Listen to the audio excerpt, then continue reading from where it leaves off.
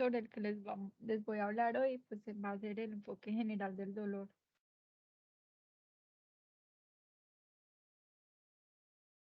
Listo, bueno, entonces, primero vamos a hacer unas cortas definiciones. Entonces, vamos a definir que el dolor está definido como una experiencia sensorial y emocional desagradable asociada con daño tisular real o potencial. Vamos a tener dos clasificaciones importantes. Una de ellas, pues, es el dolor agudo y la otra el dolor crónico. El dolor agudo lo vamos a definir como aquel dolor que se presenta en un periodo menor a 3 meses, y el dolor crónico se define como aquel que excede esos 3 meses. Entonces, pues acá también es muy importante tener en cuenta que el dolor es un motivo de consulta frecuente en la atención médica y es uno de los problemas más relevantes de salud a nivel mundial, con un impacto muy significativo en la salud de los adultos jóvenes. Con este mapa lo que quería pues como mostrarles es como ciertas diferencias que hay entre el dolor agudo y el dolor crónico. Entonces tenemos que el dolor agudo, pues este suele ser autolimitado, cumple una función protectora, pues porque influye en el comportamiento de la persona para evitar más daño tisular y limitar, pues, y esto lo hace por medio de limitar el movimiento para ayudar a la curación. También, pues, se dice que hay ciertos cambios en los sistemas nerviosos periférico y central que mantienen el dolor persistente independientemente del estímulo doloroso incitante inicial, y pues esto es lo que finalmente nos va a terminar ocasionando que haya un dolor crónico. Por otro lado, tenemos que el dolor crónico ya pasa a ser, por ejemplo, si inicialmente era de cierta zona específica del cuerpo, ya pasa de ser específica a generalizarse y ya comienza a afectar diferentes aspectos del bienestar del paciente, porque ya no solo va a afectar su bienestar físico, sino que empieza a afectar su bienestar social, mental, económico, pues va a tener un gran impacto en la vida del paciente. En cuanto a aspectos epidemiológicos, pues es muy importante tener en cuenta que el dolor crónico tiene una carga personal y económica muy grande, llegando a afectar a más del 30% de las personas en todo el mundo. Eh, Importante aquí también, pues que el dolor crónico afecta a al menos un 10% de la población mundial, es decir, aproximadamente 60 millones de personas se estima que padecen de dolor crónico, y pues que esta prevalencia puede llegar a aumentar en un 20 a 25% en algunos países y regiones. Importante también pues que en Colombia, la Asociación Colombiana para el Estudio del Dolor ha realizado 9 encuestas entre 2000 y 2015, las cuales las denominaron Estudio Nacional del Dolor. En estas encuestas, lo que se hizo fue estimar una prevalencia del dolor, ¿cierto? Entonces, en la última encuesta que se realizó, que fue la del año 2015, se concluyó que hay una prevalencia de aproximadamente el 59% de personas que sufren de dolor, y de estas aproximadamente un 56% sufren de dolor crónico. Entonces, todo esto lo traigo a cotación debido a que, pues, como podemos ver, por lo menos en Colombia, nos va a indicar que esto es un problema de salud pública, y pues que los esfuerzos que se realizan para realizar su adecuado manejo deben de ser aún mayores. Otro dato pues que encontré que me pareció súper importante es que aproximadamente 1 de cada 10 personas va a desarrollar dolor crónico cada año en todo el mundo. Y pues también otra cosa que quise traer a colación es que un gran número de pacientes que sufren de dolor tienden a magnificar la gravedad pues de lo que padecen, y pues van a mantener actitudes muy negativas, y pues esto es un fenómeno que se llama catastrofización del dolor, Y pues esto se observa mucho en pacientes con migraña, enfermedades reumáticas, lumbalgia, fibromialgia, síndrome de intestino irritable, osteoartritis, enfermedades huérfanas y autoinmunes. Y pues también se ha escrito mucho en las diferentes literaturas que puede ocurrir mucho la subestimación, ya que pues muchos pacientes sienten vergüenza o miedo de mostrar como la vulnerabilidad que pueden estar presentando y esto mismo pues lleva a que haya un gran riesgo de estigmatización.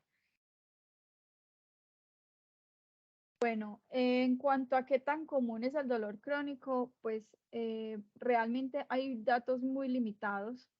Y pues también hay que tener en cuenta que hay diferentes definiciones de dolor, los métodos de recopilación y notificación de los datos, las diferencias en la prevalencia de los factores contribuyentes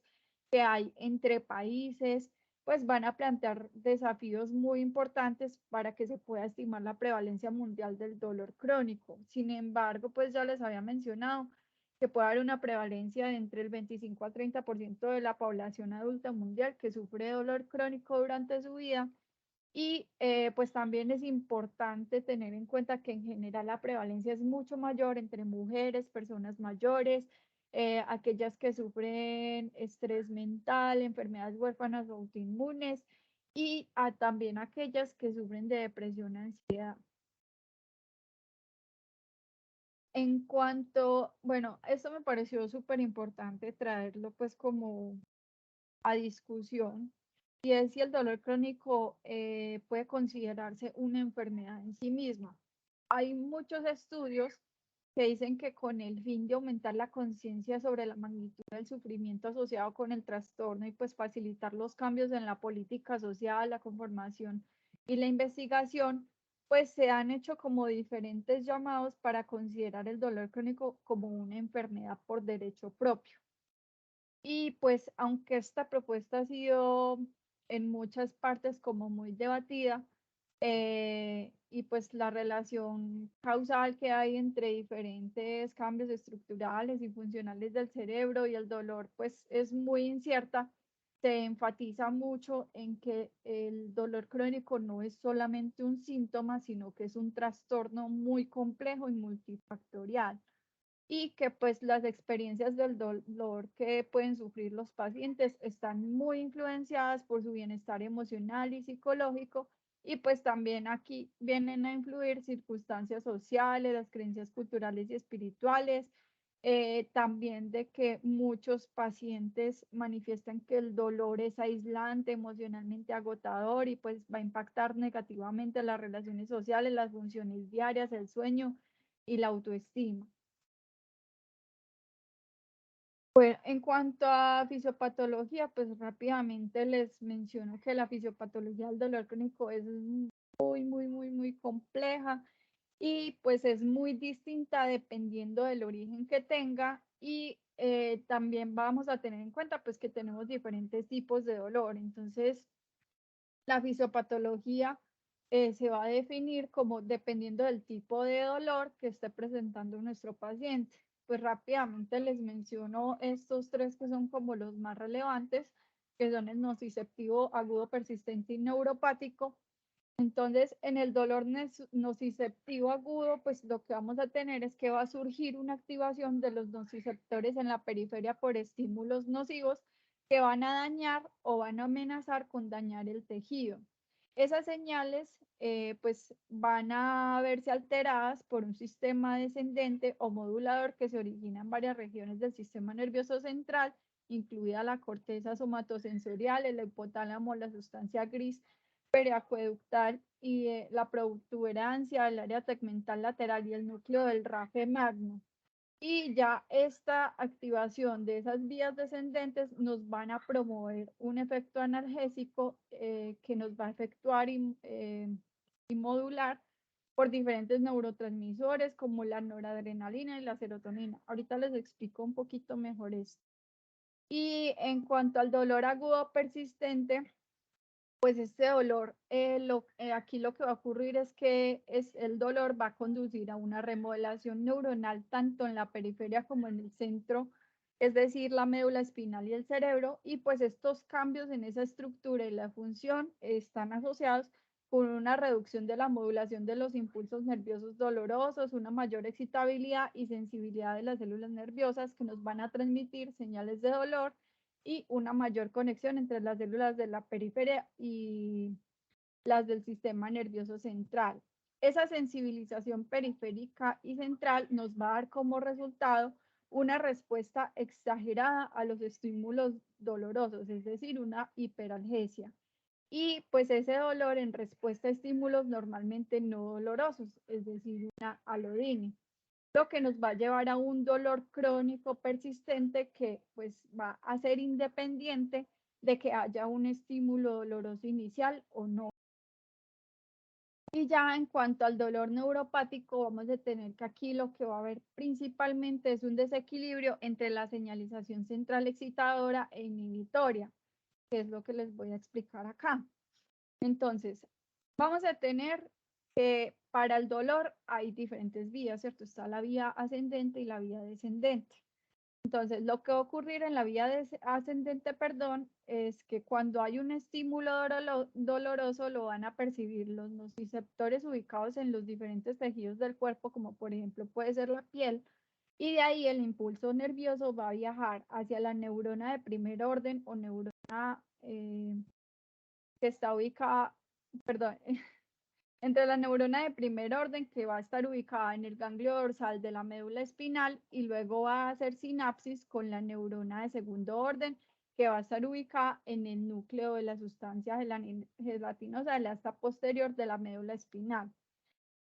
Lo que va a ocurrir a continuación es que las acciones de las neuronas de segundo orden van a cruzar hacia el lado opuesto y van a ascender a través de las espinotalámico lateral hasta que va a establecer una sinapsis con la neurona de tercer orden,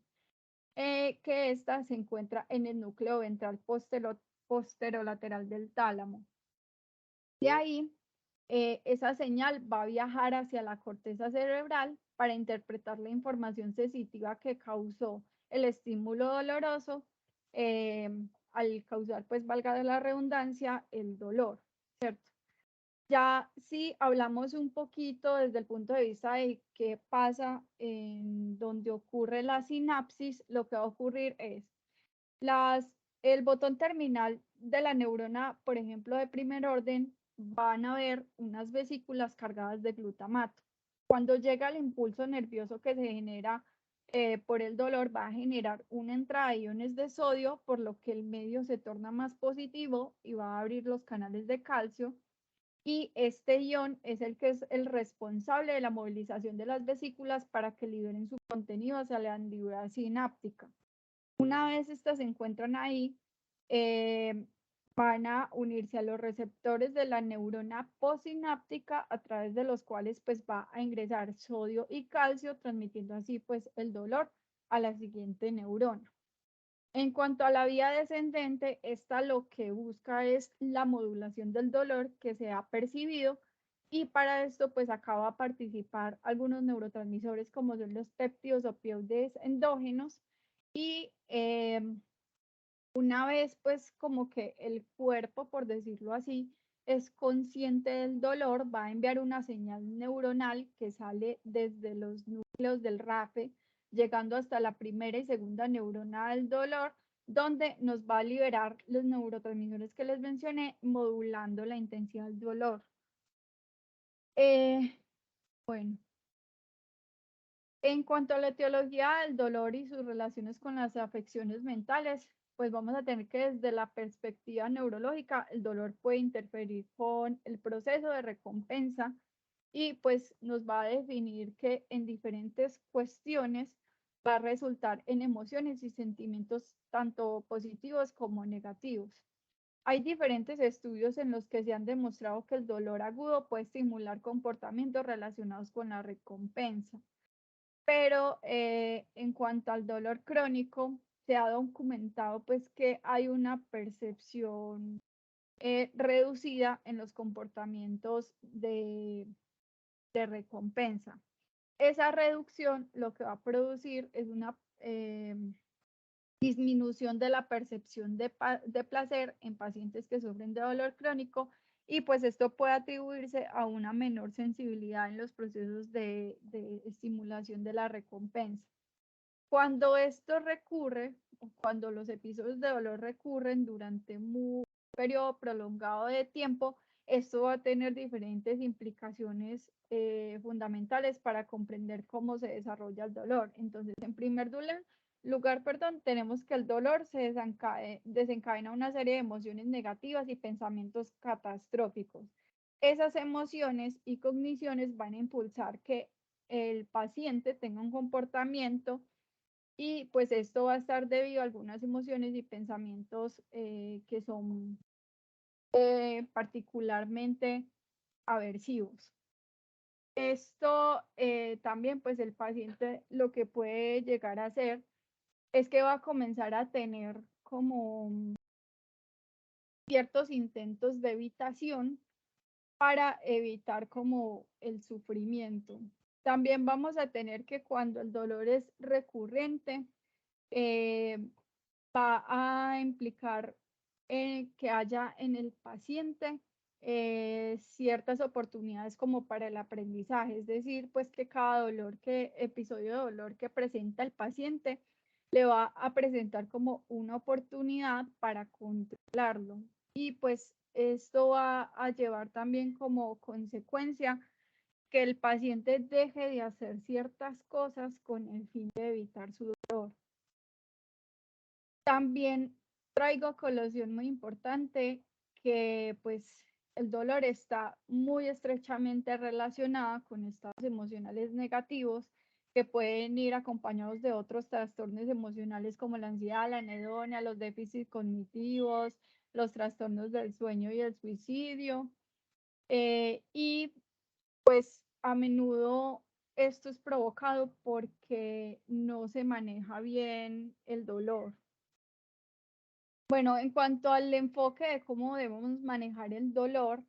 debemos tener en cuenta que el enfoque debe ser muy biopsicosocial, es decir, que requiere un equipo interdisciplinario con derivación temprana si es necesaria, que debe haber una muy buena comunicación entre los profesionales de la salud, no solamente para que haya un enfoque coordinado en cuanto como a un plan de acción individualizado para el paciente, sino también para que se garantice que la información y la orientación proporcionada al paciente sea consistente, clara y coherente. Es muy importante, pues, como ya les había mencionado, que el manejo de estos pacientes sea multidisciplinario, en donde debemos tener, pues, el proveedor de atención primaria, que serían los médicos generales, si es el caso, especialistas en adicciones, tener un clínico del dolor, enfermero, farmacéutico, psiquiatra, psicólogo, etcétera, ¿cierto? Porque no es solamente manejar la parte del cuerpo, por decirlo así, que le está doliendo el paciente, sino que hay que intervenir en muchos aspectos que el paciente está teniendo afectados. Otros aspectos importantes que tenemos es que se debe evaluar la medicación actual que tenga el paciente, porque muchas veces vamos a encontrar que los pacientes se encuentran con farmacoterapia recetada o ya sea medicamentos de venta libre, tratamientos alternativos, suplementos y drogas ilícitas o recreativas. Y pues también es muy importante tener en cuenta que el consumo de analgésicos debe ser muy cuidadosamente evaluado, porque dependiendo también del analgésico que esté usando el paciente, puede ser que lo esté usando uno que realmente no necesita, en una dosis inadecuada, o puede estar usando pues también medicamentos que antes estén contribuyendo a, a empeorar como su situación. Es muy importante evaluar la calidad del sueño y realizarle las diferentes recomendaciones a los pacientes para la calidad del sueño, o sea, que realicen una muy buena higiene del sueño, como por ejemplo decirle que la cama es solamente para dormir, que evite las siestas durante el día, evite la cafeína a partir de las 2 de la tarde, que los dispositivos electrónicos deben evitarse durante los 90 minutos antes de acostarse, que disfrute del baño o una ducha caliente antes de acostarse, etcétera. Fomentar la actividad física, pues es súper importante para prevenir los efectos negativos de la inmovilidad. Aquí podemos incluir la debilidad muscular, la rigidez de articulaciones y otros músculos, pues también nos ayuda a disminuir un poco los trastornos depresivos, el aumento de peso y el deterioro cardiovascular. Es súper importante también fomentar la nutrición saludable y el mantenimiento de un peso corporal saludable, ya que pues hay una asociación muy fuerte entre la masa corporal y el dolor, ya que pues digamos, cuando un paciente tiene, por ejemplo, sobrepeso, puede generar una sobrecarga excesiva a las articulaciones y eso empeorar su dolor. También es importante fomentar la conexión social del paciente, ya que el aislamiento social y la falta de relaciones significativas pues son factores de riesgo muy grandes para trastornos psicológicos, para el dolor crónico continuo y la mala salud en general. También es importante que fomentemos en los pacientes las terapias cognitivas mente, cuerpo y relajación, ya que pues el paciente debe ser consciente de adquirir responsabilidad de su condición y recuperación. Y pues es muy probable que el paciente tenga éxito si los pacientes tienen buenas habilidades de afrontamiento y pueden resolver los problemas. En cuanto al tratamiento farmacológico, pues para nadie es un secreto que los moduladores del dolor son el pilar de tratamiento farmacológico para muchos pacientes. Y pues esto más que como un pilar debe ser utilizado como objetivo para reducir la sensibilización central o la hiperalgesia y romper el ciclo continuo que puede haber de dolor exacerbado y efectos secundarios de la medicación. Estos medicamentos deben de ser pues reservados para el uso intermitente, para los brotes de dolor agudo y para facilitar la rehabilitación del paciente. Entonces hay como diferentes guías que nos hacen recomendaciones de medicamentos y como en qué casos se recomienda usarlos, como por ejemplo la mitriptilina, que se recomienda usarla cuando hay insomnio comórbido o cuando hay desórdenes de cefalea, la pregabalina o gabapentina que se recomienda cuando tenemos una ansiedad comórbida, insomnio, dolor neuropático o la duloxetina en donde tenemos una depresión comórbida o dolor neuropático adyacente. También quise traer esto que la profe Marce de pronto ahorita les cuenta, que nos parece súper importante y es la relación o la importancia que hay del dolor y las enfermedades huérfanas y autoinmunes. Y es que hay muchas enfermedades huérfanas que se caracterizan por tener presente el dolor crónico y pues puede aparecer desde la infancia y en otras personas puede ser mucho más notorio en la edad adulta. Se estima que en Estados Unidos aproximadamente 30 millones de personas sufren de dolor crónico asociado a enfermedades huérfanas y tienen una calidad de vida más limitada en comparación con otras enfermedades crónicas. Pues también importante tener en cuenta que la presencia de estas comorbilidades nos va a complicar el tratamiento de estos pacientes, pues de los pacientes con dolor crónico, porque nos va a limitar mucho la aplicabilidad de las guías clínicas específicas de la enfermedad y también las guías clínicas que existen acerca del manejo del dolor. Importante también pues que en Colombia no existen estudios que nos den evidencia de cómo el dolor crónico afecta a los pacientes con enfermedades huérfanas o autoinmunes y tampoco hay estudios que nos muestren cómo estos pacientes pueden tener una deficiente calidad de vida.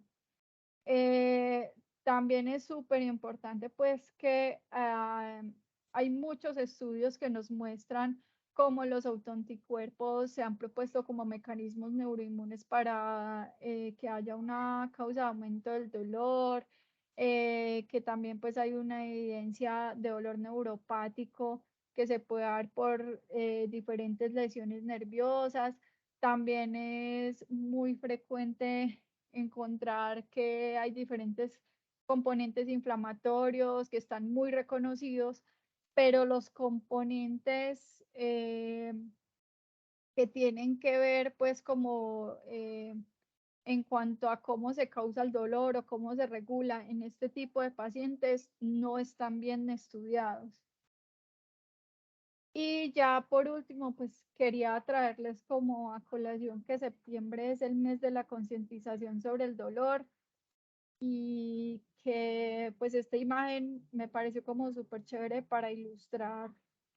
como lo que la gente cree, lo que es tener dolor y lo que realmente es.